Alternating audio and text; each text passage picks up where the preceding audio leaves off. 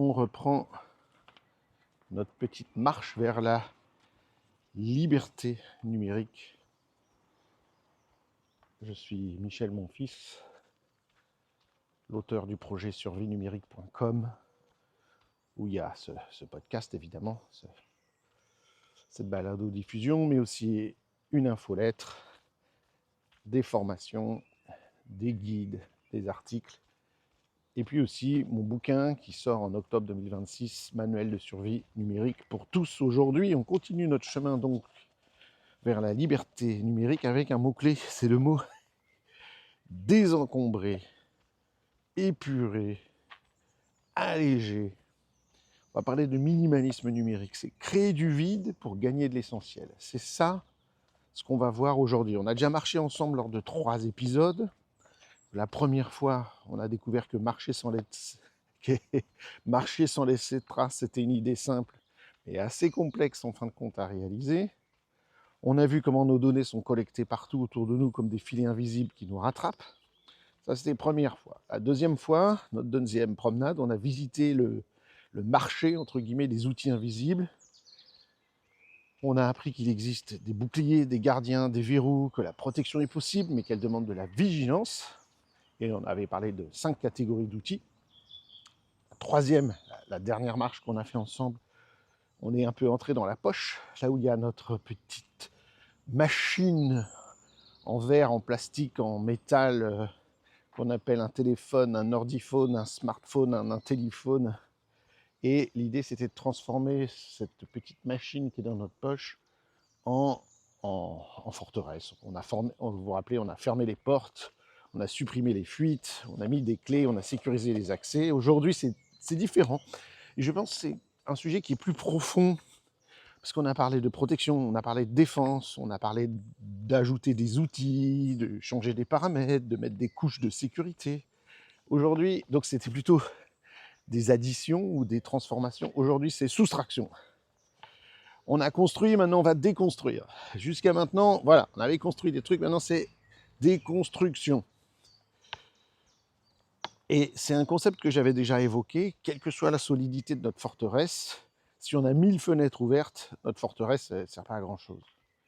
Quelle que soit la force de nos mots de passe, super mot de passe, phrase de passe avec un super gestionnaire de mots de passe, etc. Bah, si on a 100 comptes différents, néanmoins, chaque compte, c'est une porte qui mène vers nous.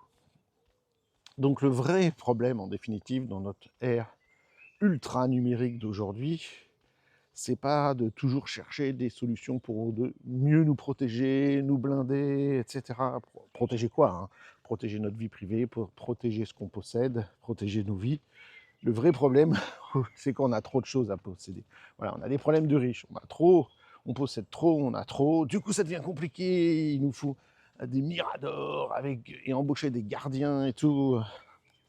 C'est exactement comme nos maisons. Si on a une maison encombrée, pleine de meubles anciens qu'on n'utilise plus, des cartons pilés depuis 10 ans dans la cave, dans le grenier, etc., des tas de clés accrochées au mur au hasard, chaque objet devient un problème, une lourdeur psychologique. Partout commence à se développer de la poussière, on ne peut plus faire le ménage. Non, c'est la cata, c'est la cata. Et puis, on oublie à qui on a passé les clés de notre maison et tout. Voilà. Non. Et qu'est-ce qu'on fait dans ce cas-là? Vous arrivez, je sais pas, vous avez hérité de la maison de votre arrière-grand-mère qui a accumulé des trucs, qui a rien jeté toute sa vie. Mais qu'est-ce qu'on fait? Bah, on vide, on fait du tri, on jette, on organise. Bah, la vie numérique, c'est pas différent. Et souvent, on fait l'inverse. On accumule, on crée des nouveaux comptes, on s'abonne à des nouvelles infolettres, newsletters, on installe des nouvelles applications régulièrement et on ne remet pas en question ce qui nous encombre véritablement. Donc pendant cette marche d'aujourd'hui, pendant cette promenade, encore une fois, vous pouvez m'écouter en plusieurs fois parce que pour des raisons de santé, je dois faire des longues promenades, donc je fais des longues promenades. Alors on va faire le ménage. L'idée, c'est pas de dire je vais faire le ménage dans mon ordinateur ou dans mon ordiphone en tant que tel, c'est de réfléchir le ménage en termes de présence numérique. Tout ce qui existe autour de moi, là où je regarde jamais. Donc c'est vrai, d'être conscient de ce qu'il y a dans nos appareils et de ce double numérique que je crée sans arrêt en utilisant le numérique. Il faut vraiment avoir en tête l'idée que le vide, faire du ménage, c'est pas une absence, c'est un espace de liberté. Et c'est dans cet espace de liberté que peut renaître la véritable liberté. Ce mot liberté, il fait peur comme ça, mais c'est la base de nos démocraties, la liberté. Et souvent, on s'encombre tellement l'esprit avec tout le numérique.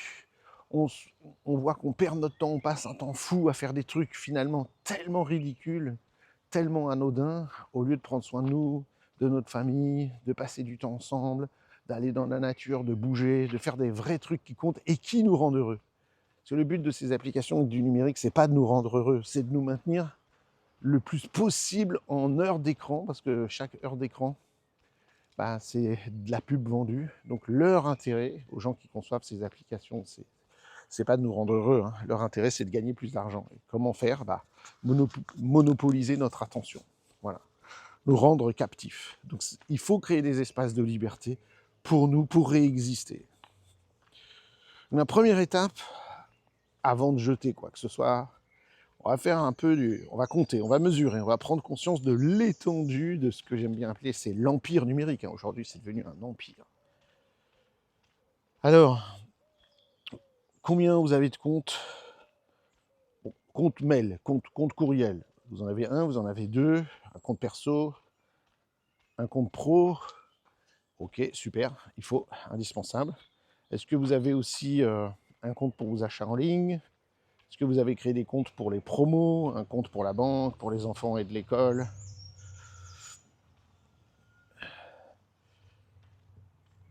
Pour les réseaux sociaux? Réfléchissons un petit peu. On a plusieurs comptes, et parfois c'est une très bonne chose, mais tous ces comptes, est-ce qu'ils utilisent le même mail avec ou surtout le même mot de passe? C'est ça. Vous pouvez avoir plusieurs comptes de mail, excusez-moi, je m'embrouille, mais est-ce qu'ils ont tous le même mot de passe? Et je vois les jeunes, ils créent plein de comptes de mail parce qu'ils oublient et ils disent « Ah bah je vais refaire un compte Gmail parce que c'est gratuit », ils se refont un compte Gmail pour autre chose, machin et tout. Dans une certaine idée, c'est une très bonne chose d'avoir des comptes mails séparés et d'utiliser des mails séparés pour des actions séparées. Mais si j'utilise le même mot de passe, c'est chaud. Bon, ça c'est une chose, mais il y a tous les comptes de connexion. Notre compte Google, notre compte Amazon, ce qu'ils appellent le Amazon ID, le compte Microsoft, le compte Amazon, le compte Netflix, Facebook, X, LinkedIn, Instagram, TikTok, Reddit, Pinterest, Spotify. Ah ah. Et là, tout ça, c'est des trucs où on se connecte assez régulièrement, n'est-ce pas? Du coup, combien vous en avez des comptes là? J'ose pas vous dire, moi, quand j'ai fait. J'ose pas vous dire. J'ose pas vous dire. On estime en moyenne, le français, c'est une centaine de comptes. Je vous dis pas combien j'en ai. Parce que j'ai aussi mes comptes, tout ce qui est lié aux professionnels. Moi, j'ai. La moyenne française, c'est 100. Ça, c'est la moyenne. Mais il y a des gens, ça veut dire ils en ont que 4 ou 5 ou 10.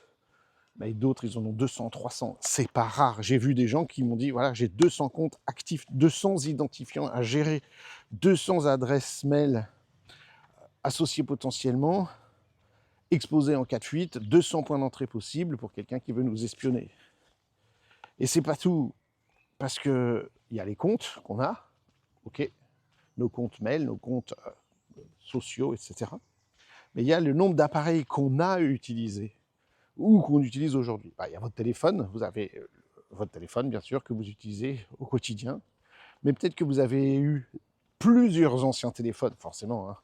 Vous avez eu plusieurs anciens téléphones qui ont été vendus, qui ont été jetés, mais si ces téléphones ils étaient associés à une sauvegarde dans un cloud, cette sauvegarde elle est toujours là, sur le cloud Apple, sur le cloud Samsung, Google, etc. Mais il y a les téléphones, il y a les tablettes. Vous avez eu plusieurs tablettes dans votre vie? Vos ordinateurs, portables, pas portable, votre ordinateur fixe, voilà, c'est ça. Et puis, il y a les autres appareils auxquels on pense moins, les montres connectées. Aujourd'hui, tout le monde a une montre connectée. Tout le monde. Énormément de gens ont des montres connectées, je le vois, hein, quand je discute avec des gens, c'est plus des simples montres qu'ils ont, c'est des montres connectées à leur téléphone en permanence. Vous avez votre assistant vocal. Bref, chaque appareil, ça stocke des fragments de notre identité, des traces de notre présence, ça emmagasine tout ça. Et puis, il y a les abonnements. Tous les abonnements qu'on paye tous les mois, les applications payantes, toutes les newsletters auxquelles on s'est inscrit, et ça en fait beaucoup. Et puis, il y a toutes les données qui ne sont pas des abonnements, mais les photos, tous les documents, les notes, tous les documents, les lettres, les points doc, etc. Toutes les notes, je l'ai dit, tous les messages archivés. Et tout ça, ça prend de l'espace quelque part, sur des serveurs, en général lointains, ça veut dire aux États-Unis, c'est ça que ça veut dire, et qu'on ne contrôle pas. Nos données, elles sont là-bas. Cet inventaire, j'avoue, ça fait peur, mais c'est indispensable. Il ne faut pas qu'on se ferme les yeux, là.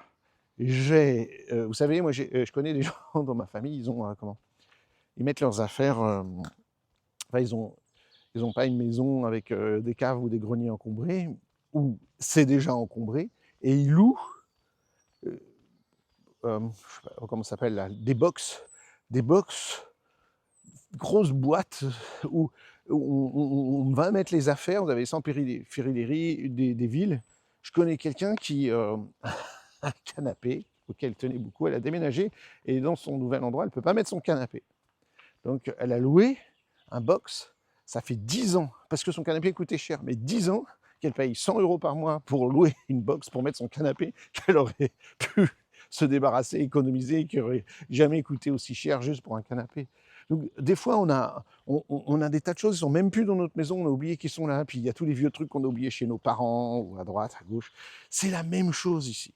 Donc, prenez une feuille, listez vos comptes principaux, tous les emails, la banque, les réseaux sociaux, le cloud, tous les magasins dans lesquels on a acheté des trucs, tous les abonnements qu'on a, tout ce qui est lié à la santé, au travail, à l'administration.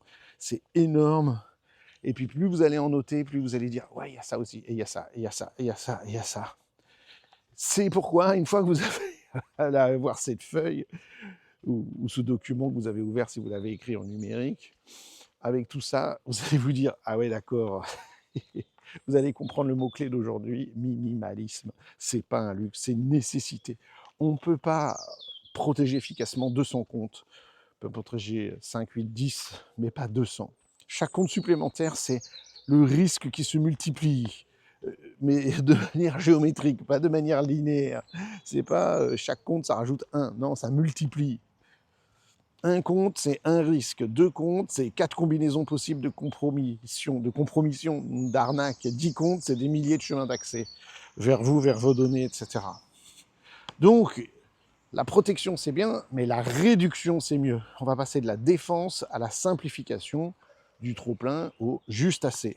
Vous avez vu, j'écris des phrases de politiciens, là. Bon, ça, c'est la prise de conscience.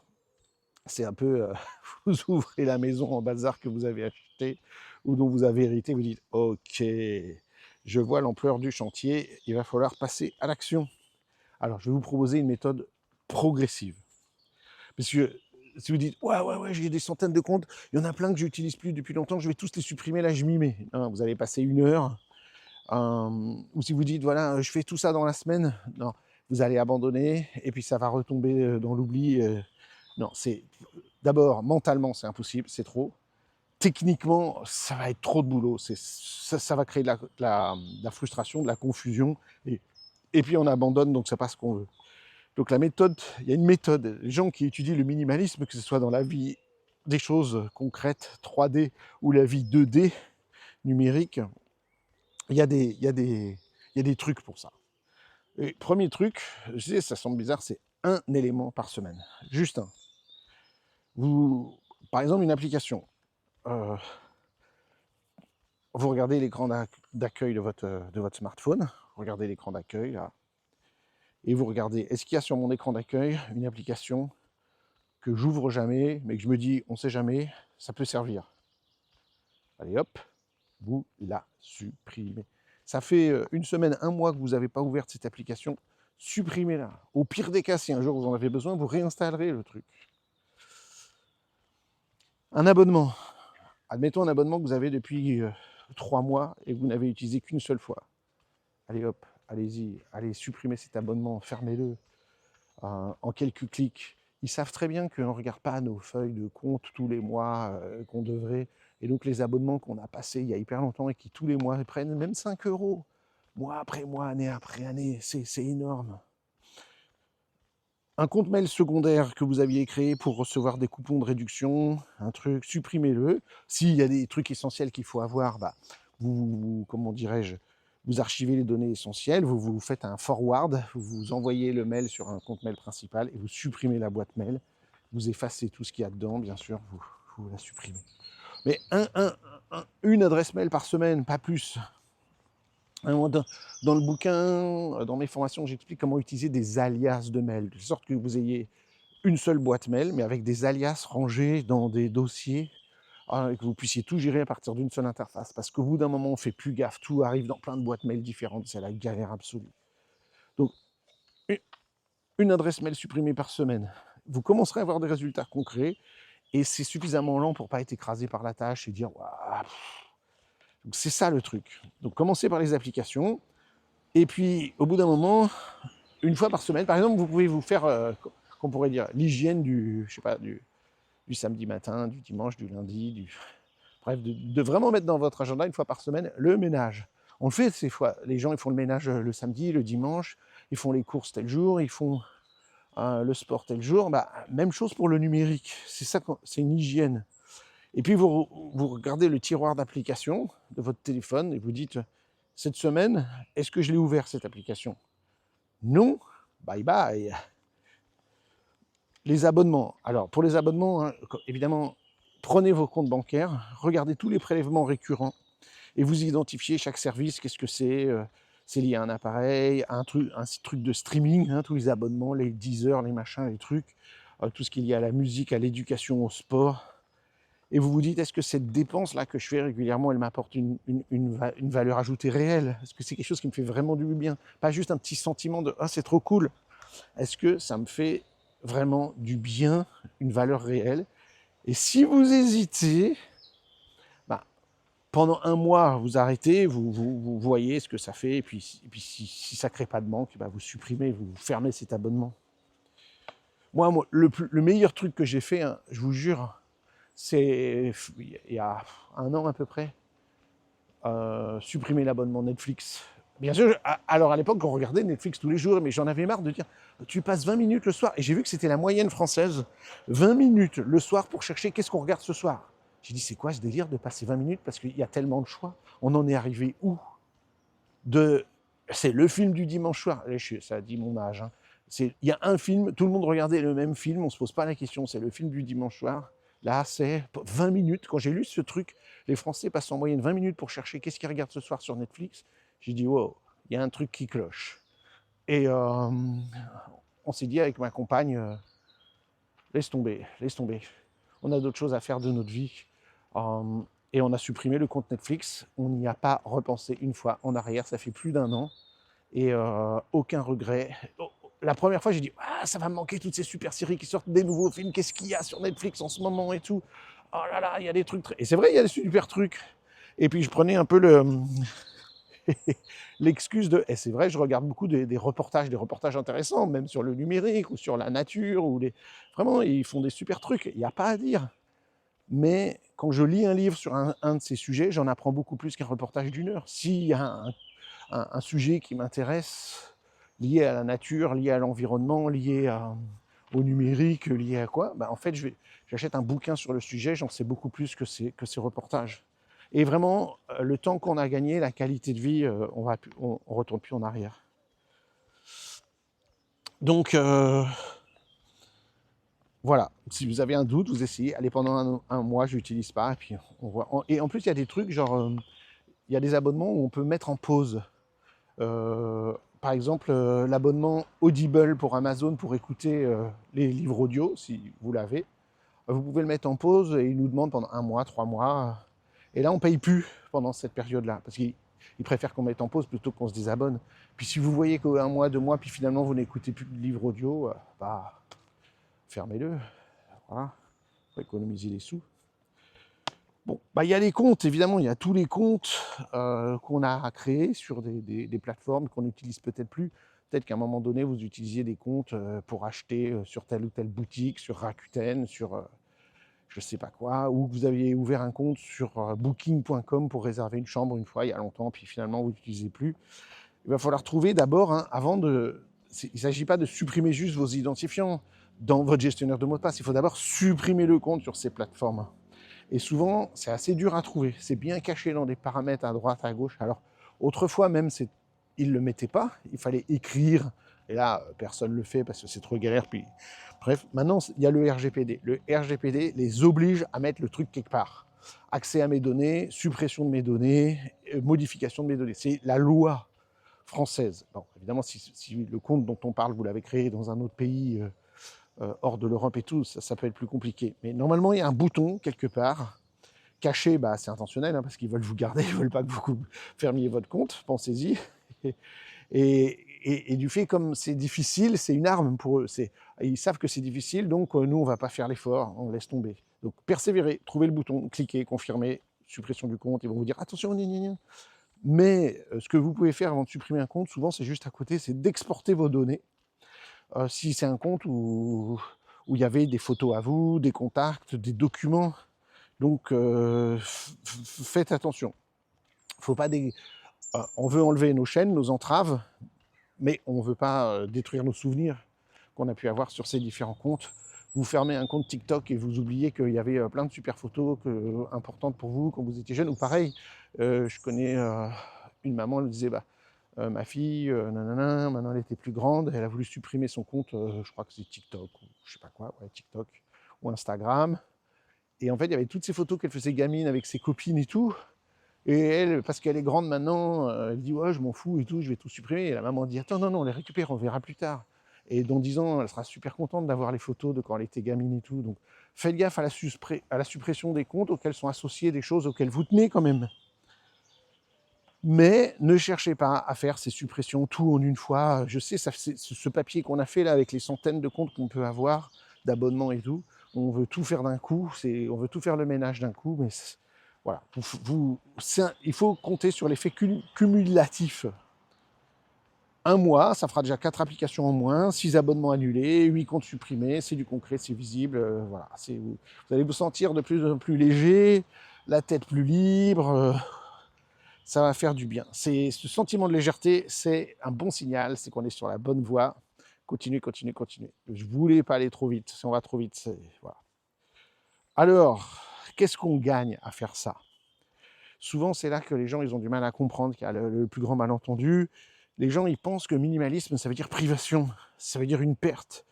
Ça veut dire que je veux me faire du mal, je fais une restriction de mes plaisirs volontaires. Tu te fais du mal, t'es fou. Et en fait, c'est exactement l'inverse. Le minimalisme numérique, c'est une libération. Chaque élément que vous supprimez vous rend une parcelle de temps, une parcelle de votre attention, de cerveau disponible, d'énergie mentale. Et je vais vous expliquer ça un petit peu mieux. Quand mon exemple que j'ai donné pour Netflix, là, ah oui, pas tous les trucs qu'on fait et qu'on ne faisait pas avant, parce qu'il y a tellement de trucs à regarder sur Netflix. Une notification désactivée, c'est... Vous croyez que une notification désactivée, c'est 1 seconde de distraction en moins? Et, en absolu, c'est vrai. Sauf que les études psychologiques ont montré que dès qu'on a une notification, ça affecte notre concentration et notre attention pendant plusieurs minutes. Et il faut plusieurs minutes, au minimum 5, pour récupérer là où on en était dans notre boulot en termes de concentration et d'attention, etc. Et ça affecte aussi notre mémoire, parce qu'on mémorise moins. Vous êtes en train de lire quelque chose ou d'étudier quelque chose, il y a une notification, vous la regardez, puis vous revenez à votre lecture, vous allez perdre en mémoire ce que vous venez de lire.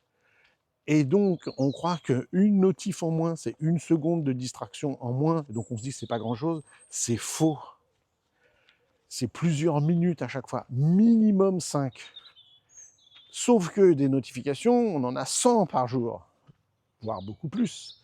Donc ça fait combien de minutes bousillées de temps de concentration, de mémorisation, etc. Plusieurs heures vont être préservés par semaine, largement plusieurs heures de notre temps de concentration. Bon, bah aussi un compte supprimé, c'est un mot de passe en moins à mémoriser, mais évidemment, ça on s'en fout parce qu'on a notre gestionnaire de mots de passe, mais c'est quand même une authentification à 2 facteurs en moins à configurer. Une adresse mail en moins qui peut être volée par des pirates. Ça, c'est bien ça. Bon, bah, un abonnement résilié, qu'est-ce qu'on gagne? Bah, premier truc, de l'argent économisé. Hein. Mais évidemment, c'est aussi une relation commerciale qui nous suivait. Est-ce que vous croyez quoi que Netflix, Amazon ou quoi, ils ne revendent pas vos profils de données en fonction de voilà ses goûts, voilà ce qu'ils regardent, voilà ses intérêts, voilà les reportages, et ils vendent ça à des annonceurs, à des courtiers de données. Donc c'est des profils psychologiques en moins sur vous qui traînent dans la nature, qui vous suivez quotidiennement. Donc c'est un lien coupé entre vous et une entreprise qui, tout ce qu'elles veulent, c'est voler votre attention. Hein. C'est que vous passiez un maximum du temps chez eux. Un dossier supprimé dans l'ordinateur, bon, accessoirement, c'est du stockage libéré, mais c'est surtout la fin d'une accumulation inutile qui prend de la place, ou bah, mentalement, vous le savez très bien, tous ces disques durs, tous ces dossiers, tous ces trucs qui traînent dans notre ordinateur, c'est pareil que dans notre maison, ça fait le vide mental. Vous savez très bien que quand vous faites le ménage dans la maison, qu'on se débarrasse des objets, poubelles, déchetteries, foire au grenier, que sais-je, dons, Emmaüs et tout, ça fait un bien fou mentalement. Vous savez que parce que même si on l'utilise plus, vous savez qu'il existe ce dossier quelque part et mentalement, voilà, vous y touchez plus, mais ça vous pèse. Le vide, il est double, il est libérateur de place sur le disque dur et dans le disque dur de notre cerveau aussi. C'est hyper important. Je vais vous raconter un truc qui m'est arrivé un jour. C'était moi, je lisais beaucoup de magazines dans tous les domaines qui m'intéressent. J'étais abonné à plein de magazines, une dizaine de magazines, quinzaine de magazines sur les sujets qui me passionnent, dont l'informatique, le numérique. Et puis quand, dans un magazine, au bout d'un moment, vous avez, ou Science et Vie, et des trucs comme ça, et puis il y a un article qui m'intéresse particulièrement. Qu'est-ce que je faisais moi? J'arrachais les pages et je mettais dans un classeur avec tous les articles qui m'intéressent. Donc j'avais des classeurs, plein de classeurs avec plein d'articles. Les années passent, des classeurs de plus en plus gros, d'articles que finalement je ne relis jamais. On fait ça avec des papiers qu'on veut garder et tout. On a tout ça chez nous, j'en suis persuadé. Et puis un jour, je me dis, je vais faire le gros tri. Et donc je vais faire 2 piles. La pile des papiers finalement des articles que je trouve qu'il faut garder, et puis ceux que je dis, bon bah finalement maintenant je trouve plus ça si intéressant. Donc j'ai passé pas mal d'heures à faire le tri, garder, jeter, garder, jeter, garder, jeter.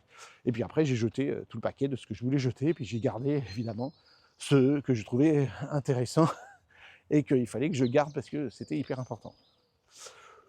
Quelques jours passent, peut-être quelques semaines, puis je repense à un article, je dis ah ouais celui-là je l'avais gardé, il faut que je le retrouve.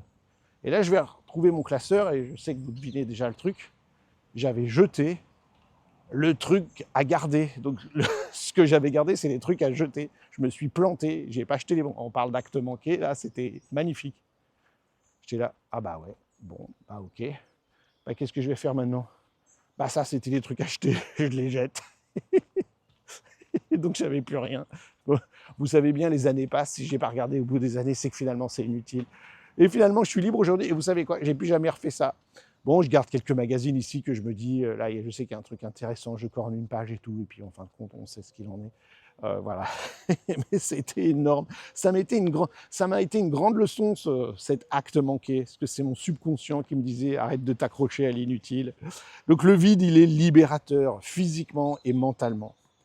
Donc ça, c'est important. Accessoirement, d'un point de vue informatique, moins on a de données qui circulent autour de nous, qui forgent notre double numérique, moins il y a de points de collecte, et donc moins il y a de risque de fuite. Et on a toujours, vous vous rappelez ce terme, surface d'attaque. On a une surface d'attaque plus réduite.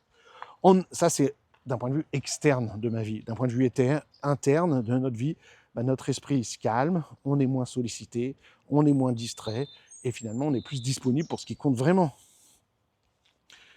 J'ai, évidemment, dans mes formations et tout, je parle de tout ça, c'est un pilier important. Vous n'avez pas idée le nombre de gens qui disent, finalement, j'ai supprimé Facebook, j'ai supprimé Instagram, j'ai supprimé TikTok, j'ai supprimé ceci, cela.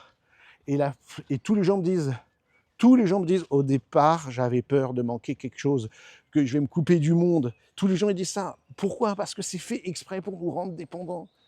Et puis tous les gens, il n'y a pas d'exception, 3 mois plus tard, ils disent, je rate rien d'important, sauf beaucoup de détails insignifiants, de trucs ridicules. Et puis quoi? Qu'est-ce qu'ils me disent les gens? Bah, j'ai gagné 6 heures par semaine pour m'occuper de ma famille, pour faire des trucs, pour faire du sport. 6 heures par semaine, juste en supprimant des réseaux sociaux qui pompaient notre attention. C'est ça le gain réel du minimalisme numérique. C'est pas de la technique, c'est le humain. Et on devrait tous nous y mettre. Pas que pour une histoire de sécurité. C'est vrai que dans mon bouquin, sur mon site, dans ce podcast, je parle tout le temps de sécurité. Évidemment, c'est hyper important, la sécurité. Mais là, le minimalisme, il nous amène directement vers le mot le plus important de tous ceux que j'emploie, c'est le mot liberté, qualité de vie. Ça va? Bon, je sais pas. J'espère que certains d'entre vous vont supprimer des réseaux sociaux. Au début, ça fait peur, ça fait mal au ventre, ça fait la boule au ventre. On va s'exclure, on va manquer les trucs. Mais en fait, on passe des heures par jour comme si on n'avait pas d'autres choses super importantes à faire dans notre vie, avec nos enfants, se faire à manger, faire du sport et tout, la nature. Alors, maintenant, supprimer, c'est pas détruire aveuglément. Attention, les gens ils vont écouter après ce podcast et je supprime tout, je supprime tout.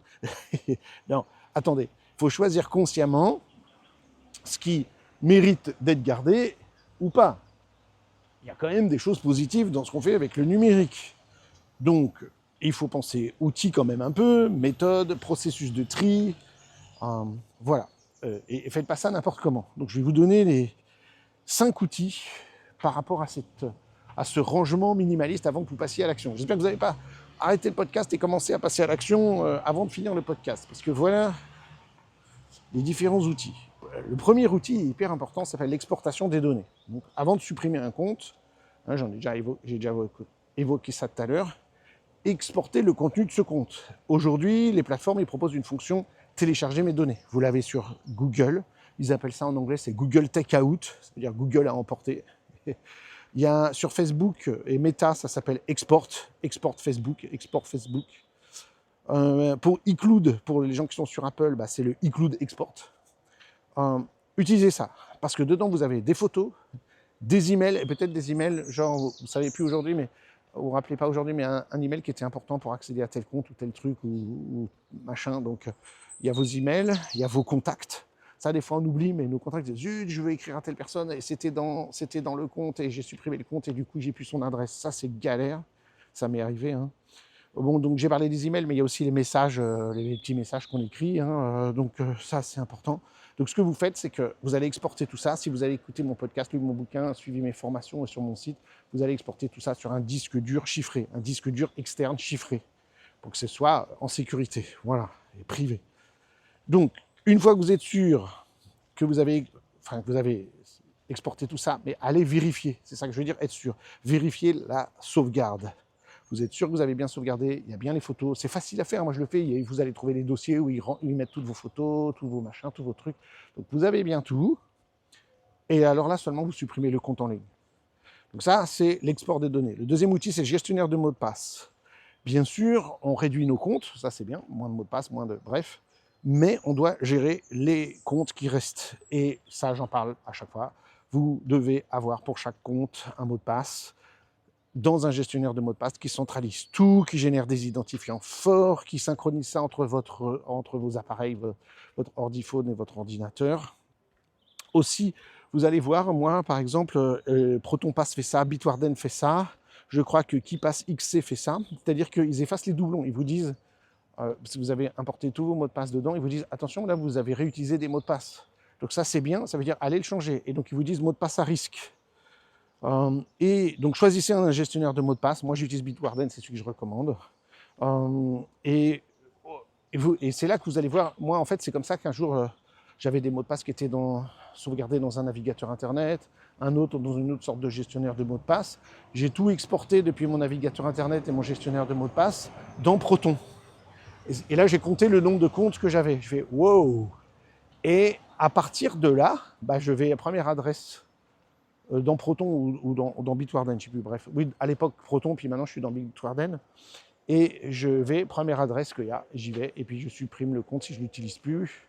Voilà. Mais ça prend du temps parce que je dois me connecter, voir s'ils ont des données sur moi, supprimer le compte sur le site, puis le supprimer dans Bitwarden au Proton Pass. C'est pour ça, c'est 1 par semaine, 2 par semaine, mais pas plus. Et puis chaque semaine, voilà, j'en étais à quelle lettre, mais parce que dans Bitwarden, vous avez les comptes rangés par ordre alphabétique, ou dans Proton Pass, puis je passe au deuxième, et puis 2 par semaine. Voilà.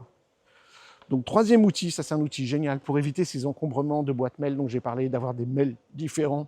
Il faut utiliser des alias de mails. Donc, il y a des services aujourd'hui qui permettent de créer des alias pour masquer votre vraie adresse.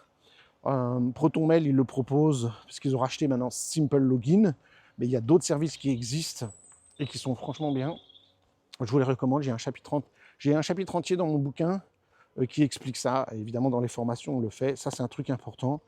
Il vous faut un alias par fournisseur, un alias par newsletter, un alias pour chaque achat que vous faites en ligne. Ça, c'est hyper important. En fait, mon mail principal, personne ne le connaît. Les gens, ils ont accès qu'à un alias. Si tout d'un coup, j'ai utilisé mon alias, admettons, vous allez sur un site, acheter, je sais pas quoi, des pièces et pneus.com. C'est un truc que j'avais fait ça. Pièces et pneus.com, très bon site pour acheter des trucs de bagnole, pour changer les pneus, je sais pas quoi, l'huile, je sais pas quoi, le filtre à air, bref.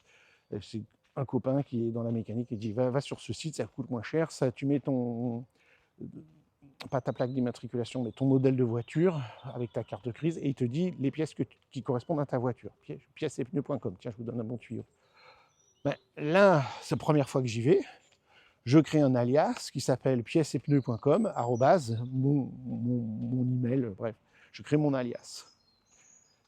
Et si ça n'a pas été le cas, hein, donc je ne vais pas dire du mal de site, j'ai mis ce truc pièces et pneus. Vous comprenez que pièces et pneus, c'est très particulier. Ça s'appelle pièces et pneus, mon alias, arrobas quelque chose. Si eux, ils revendent mon mail à un courtier en données qui va ensuite l'utiliser pour m'envoyer du spam. Tout d'un coup, je vais recevoir du spam de quelqu'un qui vend peut-être des trucs de bagnole ou peut-être complètement autre chose, parce qu'ils vendent un peu à n'importe qui. Et si je vois que le spam arrive depuis une adresse qui s'appelle piècesetpneus.com, ça veut dire deux choses.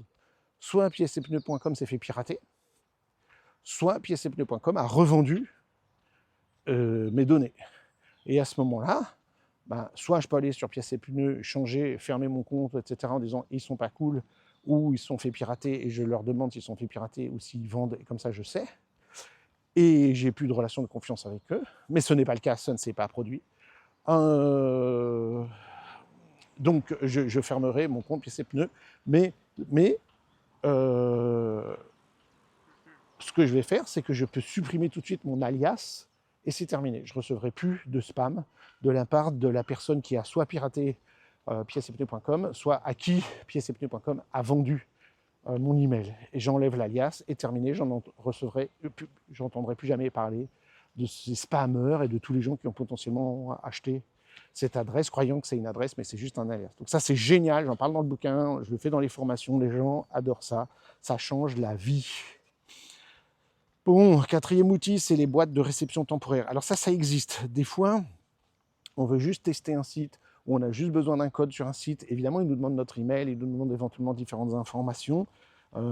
Il existe des sites qui permettent d'avoir un alias temporaire, donc un mail qui marche que le temps de recevoir un code, et de telle sorte que votre identité ne sera pas liée à chaque fois à un site un peu obscur que vous ne connaissez pas trop. Quand vous n'êtes pas sûr, plutôt que de créer un compte, vous pouvez utiliser ça. Donc il y a des trucs qui existaient là, je suis désolé, j'ai pas trop le truc en tête, mais je crois qu'il y avait un truc qui s'appelait Temp Mail, donc Temp pour temporaire mail, ou Guerilla Mail, qui existe. Voilà, mais bon, moi j'utilise principalement les alias, mais j'ai utilisé ça peut être chouette des fois, parce que c'est juste pour un petit code temporaire. Bon, eh ben, le cinquième outil, c'est quoi? C'est le calendrier. Je vous en ai parlé tout à l'heure, c'est cette histoire d'hygiène. Vous faites le ménage tel jour, vous faites les courses tel jour, c'est programmer un événement régulièrement. Alors peut-être une fois par trimestre, tous les mois, vous faites votre pas tous les mois, pardon, tous les trimestres, votre audit numérique. Vous revoyez vos comptes, vos abonnements, vos applications, vous nettoyez ce qui est devenu inutile pour prévenir l'accumulation. Parce qu'une fois que vous allez faire ce que je vous dis, supprimer un compte toutes les semaines, machin et tout, au bout d'un moment, je vous espérais, ce sera épuré, ce sera nettoyé, ça vous fera du bien, mais on se fait vite avoir. Donc de temps en temps, il faut se refaire un petit audit. Donc voilà, les outils que je vous donne là, hein, export des données, gestion des mots de passe, alias mail, boîte de réception temporaire et le calendrier, c'est pas un truc que je vous impose, que vous allez vous imposer, c'est des guides, c'est pour structurer votre démarche de nettoyage, et ça va transformer un peu une tâche chaotique, on ne sait pas par où commencer, par un processus ordonné. Ça, c'est hyper important. Comme le rangement dans nos vies, il faut s'organiser. La vérité fondamentale, vous êtes le propriétaire de vos données. C'est ça la vérité. Nos données ne doivent pas appartenir à une plateforme. Ils appellent ça une plateforme. Les données n'appartiennent pas à Amazon, à Netflix, à Apple, à Google, à piècepneu.com, puisque j'avais donné cet exemple. C'est à vous de décider la durée de vie de vos données, pas un algorithme. Aucune raison. Donc le minimalisme, en définitive, c'est une philosophie de vie au-delà du numérique. Là, je veux aller dans quelque chose de plus large, de plus profond. Le minimalisme numérique, c'est pas un truc isolé juste dans ma vie numérique. Et ça existe, hein, c'est un vrai mouvement qui s'appelle le minimalisme. C'est une philosophie qui dit, et moi j'adore cette philosophie qui dit, moins égale plus. Moins c'est plus. Moins mais mieux. Et c'est là que je vais en parler un tout petit peu de cette philosophie. Ça m'avait intéressé, hein, j'avais vu des reportages, ça se trouve sur Netflix, sur le sujet. Il y a eu des tonnes de bouquins qui sont sortis sur le sujet. Vous avez peut-être essayé. Tout comme nous, on avait essayé aussi le zéro déchet.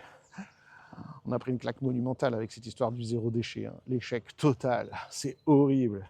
Bref, je reviens à mon histoire de minimalisme. On regarde notre maison, regardez nos baraques, nos vêtements, nos objets personnels. Combien on en a?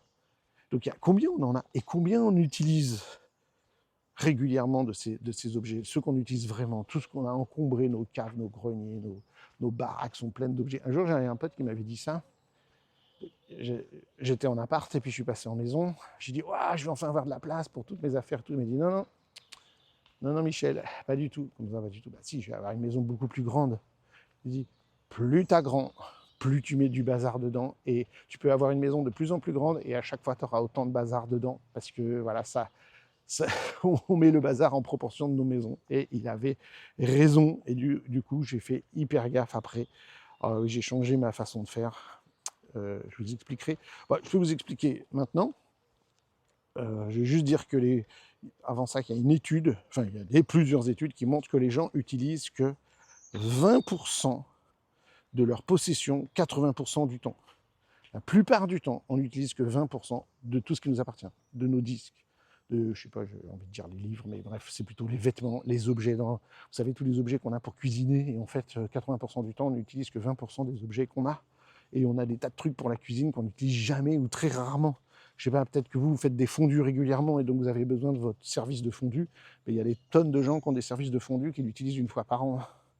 Est-ce que ça vaut pas le coup d'aller au resto pour cette fondue-là? Donc tout le reste, c'est accumulé, oublié, encombrant. Je vais juste, voilà, avant d'oublier, vous parler de ça, c'est un jour j'étais tombé, alors c'est peut-être dans un de ces bouquins ou quoi, je ne sais pas si c'est une légende ou si c'est vrai, mais paraît-il, dans certains peuples qui sont nomades, bah évidemment, ils ne peuvent pas accumuler les choses.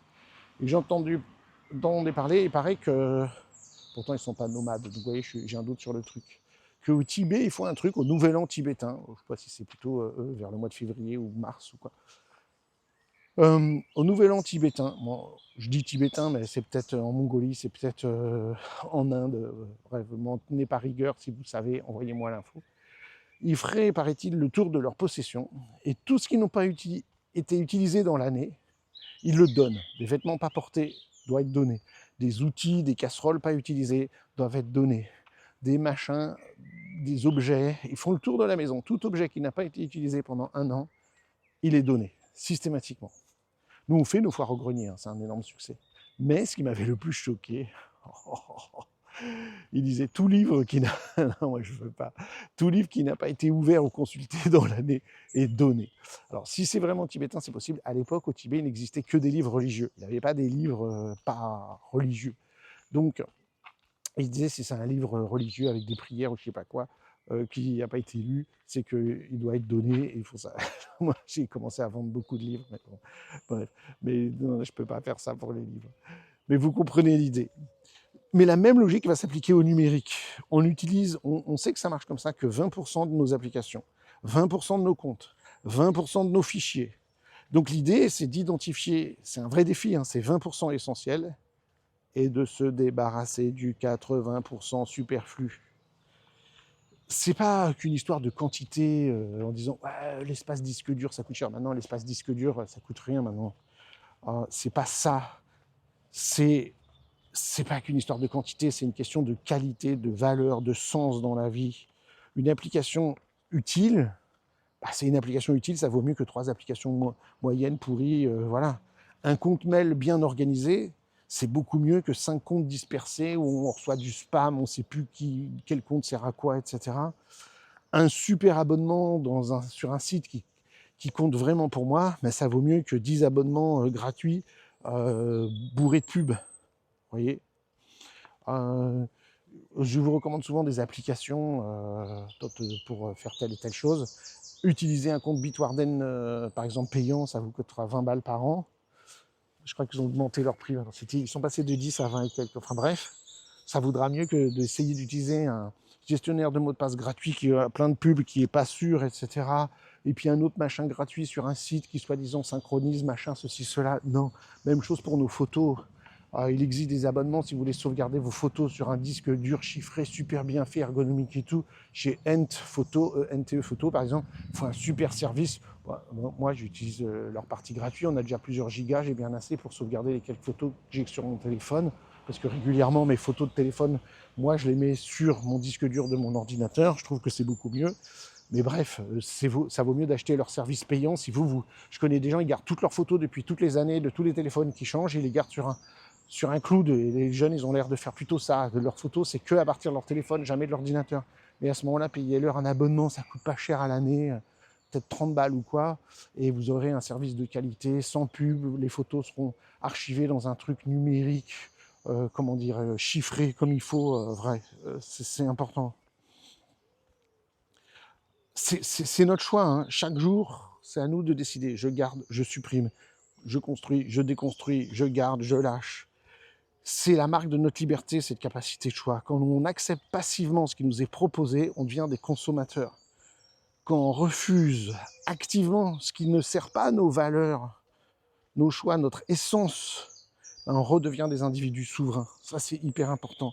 Et oui, du coup, le minimalisme en général, et numérique en particulier, c'est un acte politique. C'est une déclaration d'intention qui dit « je ne serai plus un produit de masse ». C'est ça qu'ils disent, ils parlent de masse. Quand j'étais jeune, on disait les masses médias, les médias de masse. Je ne serai plus un produit de masse.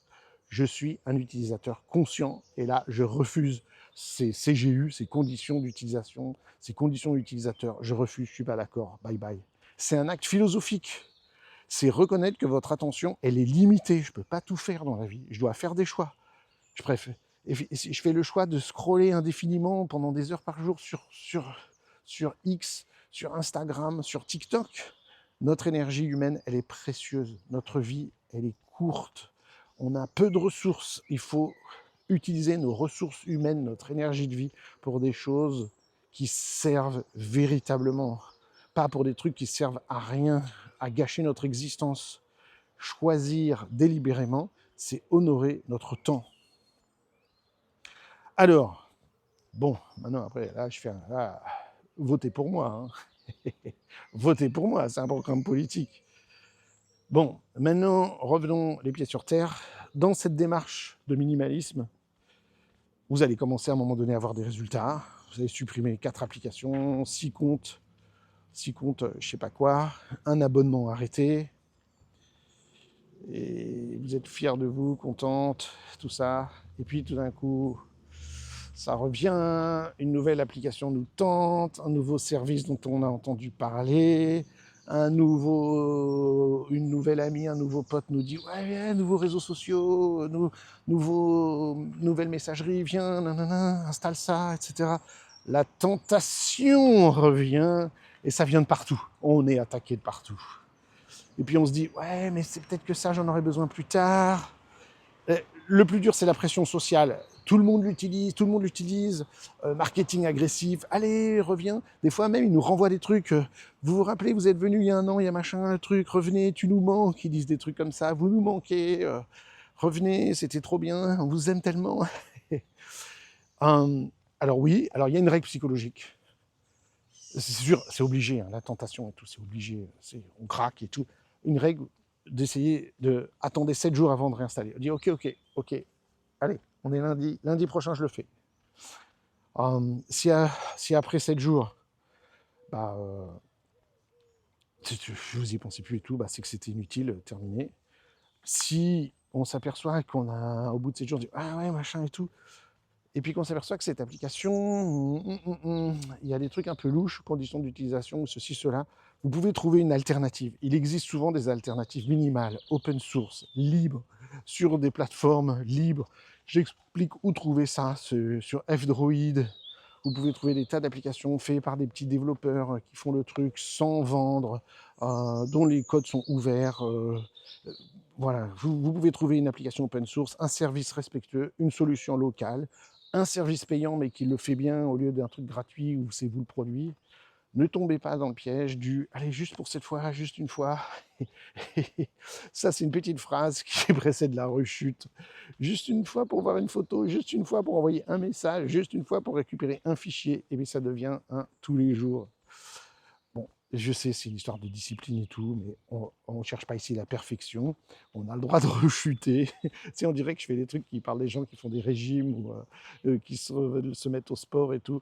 Donc, voilà ce que dirait sans doute un psy. C'est normal, la rechute, ou quelqu'un qui est accro. Et j'aime bien prendre cet exemple. Comment il ferait un médecin, je sais pas comment dire, un tabacologue ou un addictologue? Parce que c'est vraiment ça qui se passe, hein. On est vraiment devenus addicts et ils utilisent des mécanismes pour rendre nos cerveaux addicts, hein. Attention, entendons-nous bien, il y avait eu l'industrie du tabac, mais l'industrie du numérique fait pareil. Donc, la rechute, c'est pas grave. La culpabilité, c'est ce qui va nous créer le plus de problèmes. Donc, c'est normal.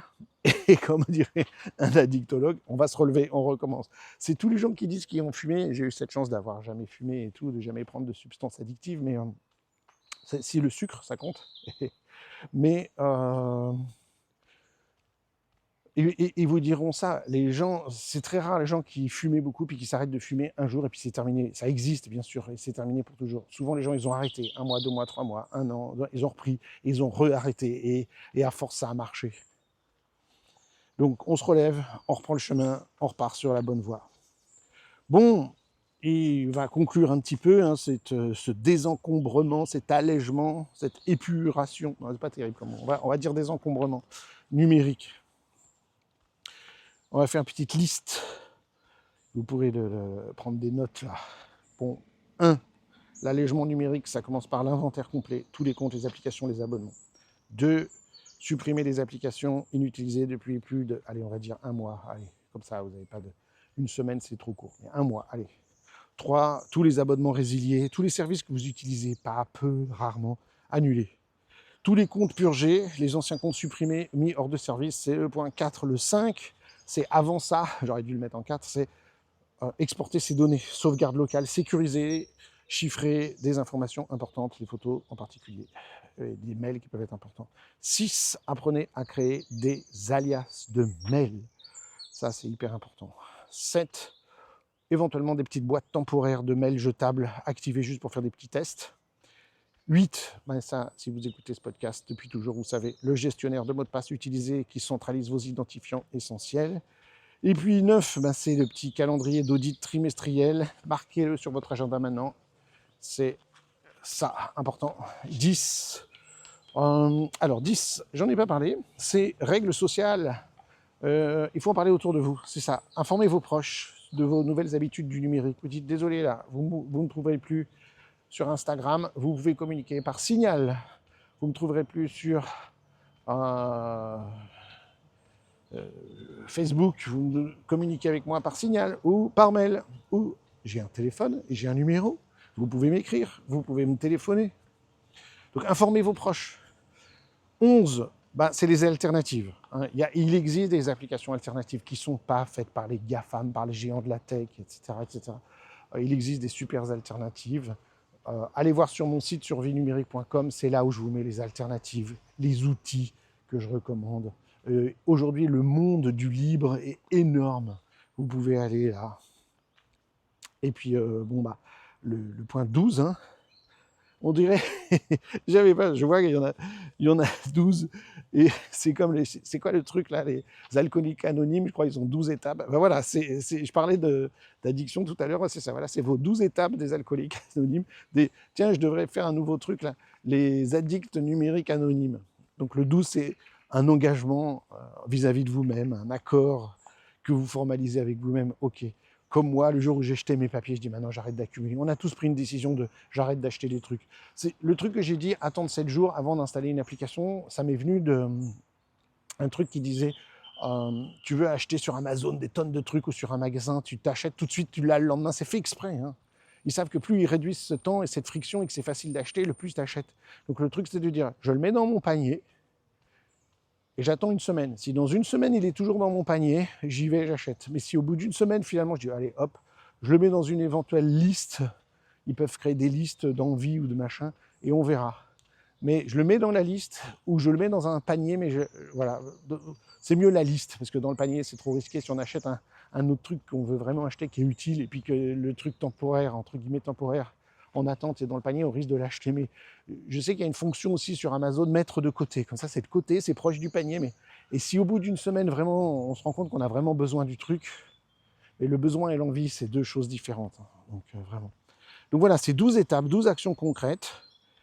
Et on va peut-être pas faire tout bien, machin et tout, mais ça nous rapproche d'une vie numérique qui est plus claire, plus légère, plus comme vous le voulez vraiment. Et vous vous rappelez ce que je dis tout le temps, ces histoires-là, c'est pas des sprints, c'est pas une course contre la montre, c'est un voyage. C'est comme mes promenades, ça dure longtemps. C'est un voyage vers l'essentiel. Donc, allez-y à votre rythme.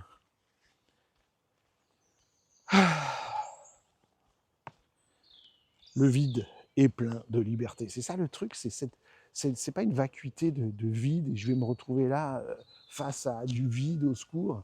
Non, c'est revenir à l'essentiel. Donc voilà, on arrive à la fin de cette petite promenade. Promenade à travers quoi finalement? À travers nos vies numériques encombrées. Avec l'idée, c'est d'avoir plus de clarté, d'y voir plus clair. Donc c'est vrai qu'on a parlé de inventaire, suppression, tri, libération. J'aimerais bien vous laisser sur une question. Vous avez peut-être votre téléphone sur vous. Ça pèse combien un téléphone comme ça? Je sais pas, 100 grammes, 200 grammes, 300 grammes. Ils sont lourds, de plus en plus lourds nos téléphones. Mais finalement, c'est assez léger quand on réalise tout ce qu'il peut faire ce téléphone, quand on se rend compte de ça. Quel est le poids réel de tout ce qui est dans notre poche numérique? Par le poids physique, le poids mental, la somme de toutes ces obligations implicites. Les comptes à vérifier, les notifications à ignorer, les abonnements à surveiller, les mises à jour à effectuer, les mots de passe à retenir. Ça, c'est un poids bien plus lourd que les quelques centaines de grammes de nos téléphones. Ce poids-là, on peut le déposer, au moins partiellement, graduellement, consciemment, et en se soulageant, en s'allégeant finalement, on va découvrir des choses bien plus importantes. Le vide, c'est pas une absence, c'est un espace de liberté dans lequel on va retrouver notre attention, notre créativité, notre sérénité, notre présence à nous-mêmes et à notre famille. Ce vide, il est vraiment plein de liberté, de vraie liberté. Une liberté qui ne dépend pas d'un algorithme, une liberté qui ne dépend pas des données qu'on va vendre sur vous. Votre vie, elle vous appartient. On n'est pas que des données. Notre vie aujourd'hui, ce n'est pas des données, je suis désolé. Voilà, merci d'avoir marché avec moi. Merci d'avoir pris le temps de réfléchir à ce qui compte vraiment dans votre... J'avais écrit là sur ma feuille que j'ai à la main là, sur votre vie numérique, d'avoir pris le temps de réfléchir à ce qui compte vraiment sur votre vie numérique, dans votre vie numérique. Mais notre vie numérique, c'est notre vraie vie, hein, c'est notre vie. C'est devenu une part énorme de notre vie. Donc réfléchir sur notre vie numérique, c'est réfléchir sur notre vie, point final, j'ai envie de dire. Donc vous pouvez trouver des petits infos, des compléments et tout sur survienumérique.com. Il y a l'infolettre, inscrivez-vous à l'infolettre, j'écris pas trop souvent. Il y a ma formation, elle est bien, on apprend à mettre tout ça en pratique, on a des directs, c'est progressif et tout. Mon bouquin, quoi, vous l'avez pas encore, il sort en octobre 2026. Commandez-le, manuel de survie numérique pour tous, chez votre libraire de proximité.